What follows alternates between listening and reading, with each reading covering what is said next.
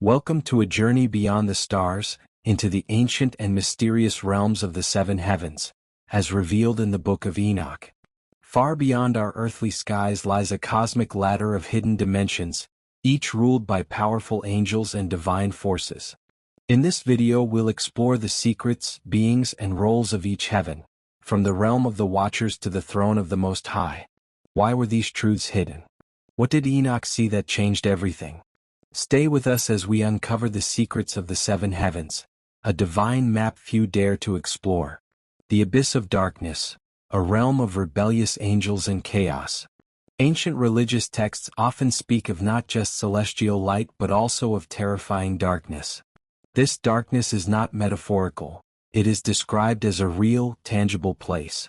In traditions rooted in Jewish apocalyptic literature, especially the Book of Enoch, we find references to a dark, chaotic realm hidden deep beneath creation. This realm is not hell as popularly imagined, but something older, more primal. A cosmic prison where rebellious angels, also called Watchers, are bound. Suspended in stasis, enveloped in gloom and isolated from divine grace, this place represents the outcome of defying the divine order. To explore this realm is to descend into the abyss, a space between judgment and annihilation, chaos and containment.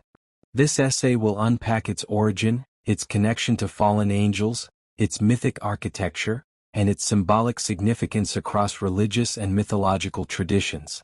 1. The Watchers and their rebellion. The Book of Enoch, particularly the section known as the Book of the Watchers, 1 Enoch 1-36, introduces the Watchers, angels sent by God to watch over humanity. But instead of serving as guardians, they fell into temptation.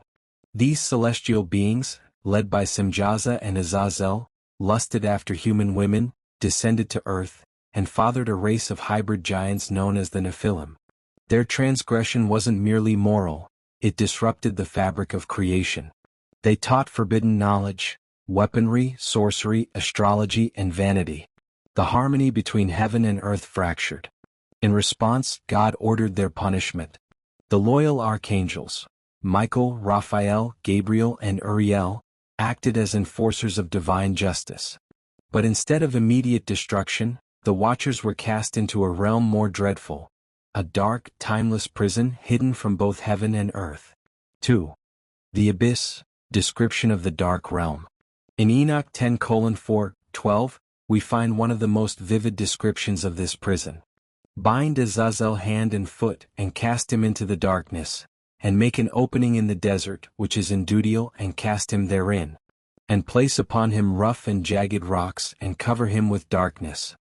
This is the first glimpse of Dudiel, a symbolic or real location believed to be a desolate, barren abyss, where rebellious spirits are chained in eternal twilight. It is not hell in the Greco-Roman sense, nor Sheol, the Hebrew underworld, but rather a celestial detention zone. The features of this realm include absolute darkness. Light does not enter. The angels are not only isolated physically but metaphysically. Suspension in time. They are held until the day of judgment. Time is not linear here, it's a loop of waiting and regret. Chaotic geography. Sharp rocks, barren plains, desert winds, all contribute to a realm of torment without flame. Silence and separation. They are cut off from divine communication. Unlike humans, they cannot repent. The Book of Jubilees, another ancient Jewish text, echoes this punishment, affirming that certain angels are imprisoned beneath the earth, awaiting future judgment. 3. Theological symbolism. Chaos versus divine order. In biblical and mythological thought, darkness is often symbolic of chaos, uncreation, and exile. The realm of the imprisoned angels thus represents a reversion to pre-creation disorder, a space where cosmic rebellion is contained so that the ordered world may persist. In Genesis 1:2 we read, "The earth was without form and void, and darkness was upon the face of the deep." This deep is the Hebrew Tehom, a primeval abyss, the same idea echoed in later texts. The prison of the angels may be viewed as a return to this primordial chaos, locked away so it cannot consume creation again.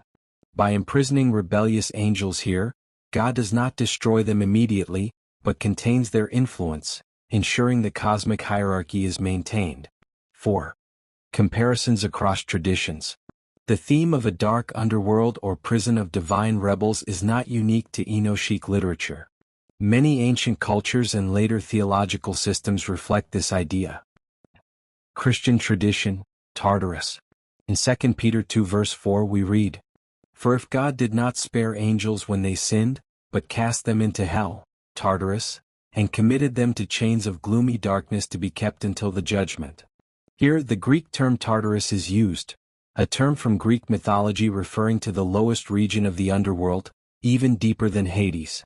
The fusion of Enoch's dark prison with Tartarus reveals how Judeo-Christian theology incorporated Greco-Roman concepts to communicate spiritual truths. B. Greek mythology. In Hesiod's Theogony, the Titans who warred against the Olympian gods were imprisoned in Tartarus, described as being as far below the earth as the sky is above it. Like the Watchers, these beings represent cosmic rebellion, beings of immense power who sought to challenge the established divine order and were buried in darkness as a result. C. Mesopotamian influence. In Sumerian mythology, the concept of Kur, the netherworld, includes regions of darkness and imprisonment.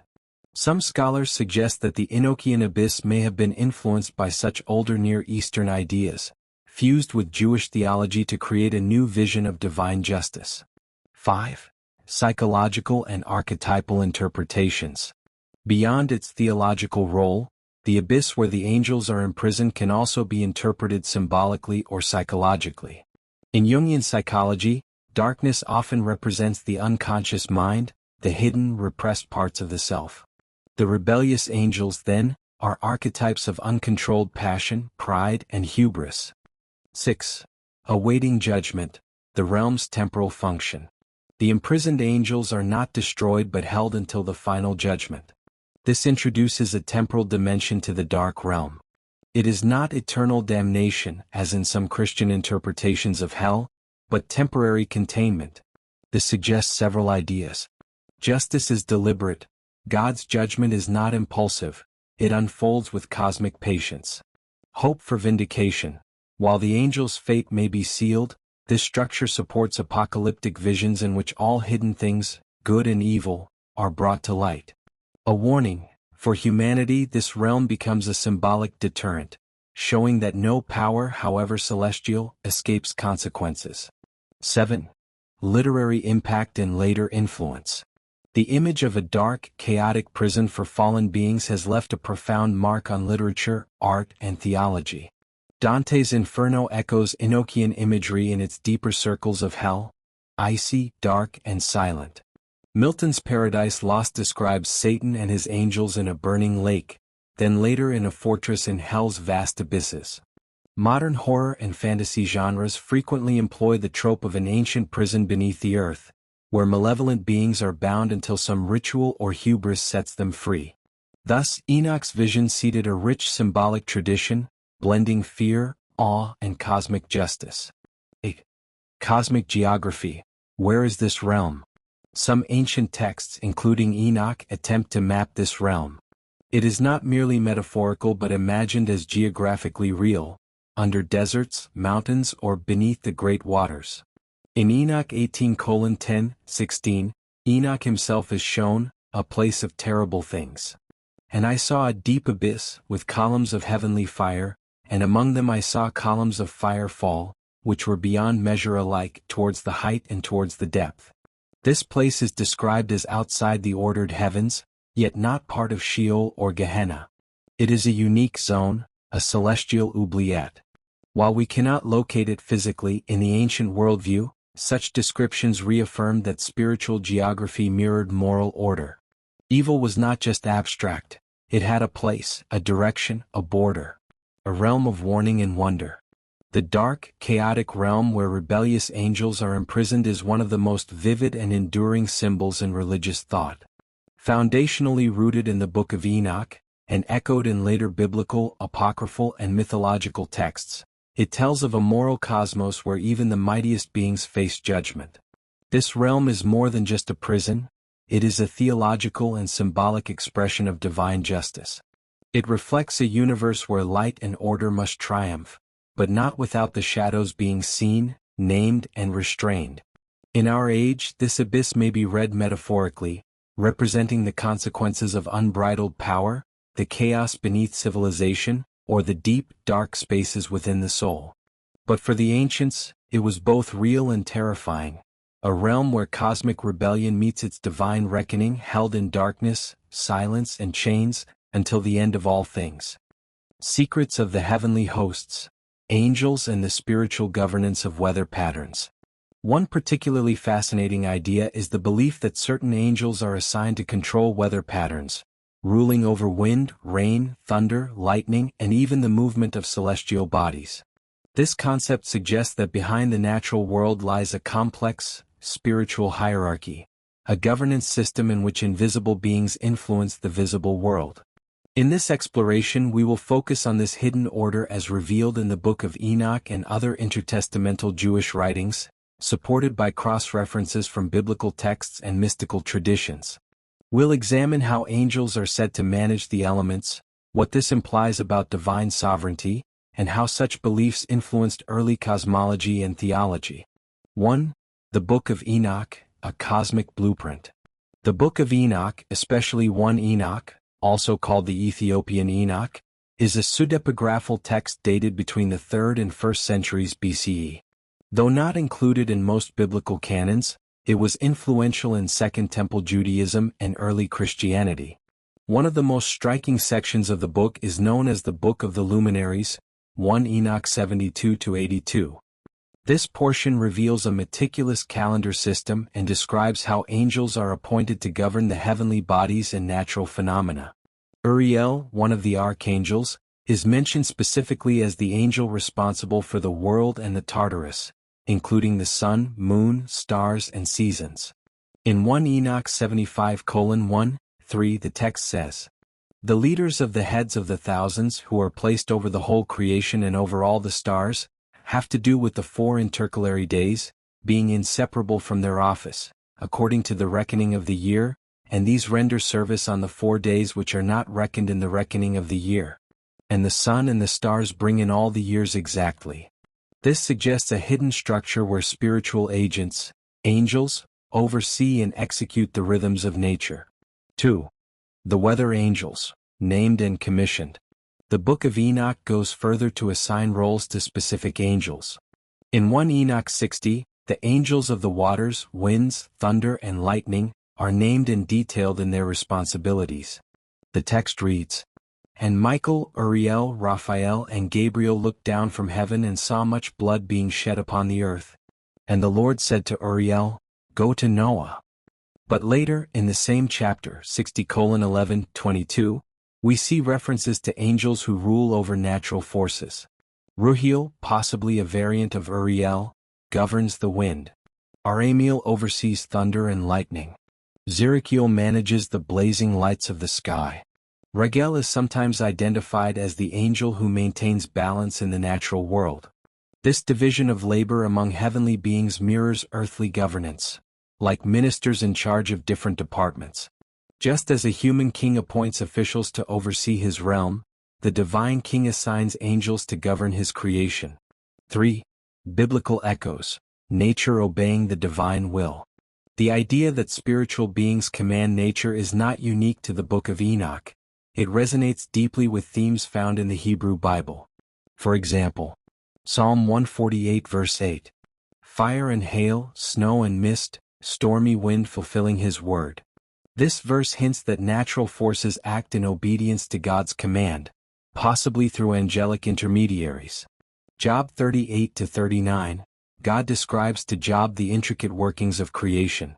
"Have you entered the storehouses of the snow, or have you seen the storehouses of the hail?" Job 38 verse 22. While not naming angels directly, these verses imply that natural elements are part of a divine treasury, perhaps managed by spiritual stewards. Revelation 7 verse 1 in the New Testament continues the tradition. "After this I saw 4 angels standing at the 4 corners of the earth, holding back the 4 winds." Here, angels quite literally control wind currents, stopping them until they receive permission from heaven. This imagery draws from apocalyptic Jewish sources, especially 1 Enoch. 4. Weather as spiritual communication. In ancient worldviews, weather was not merely a result of atmospheric physics. It was also a form of divine communication.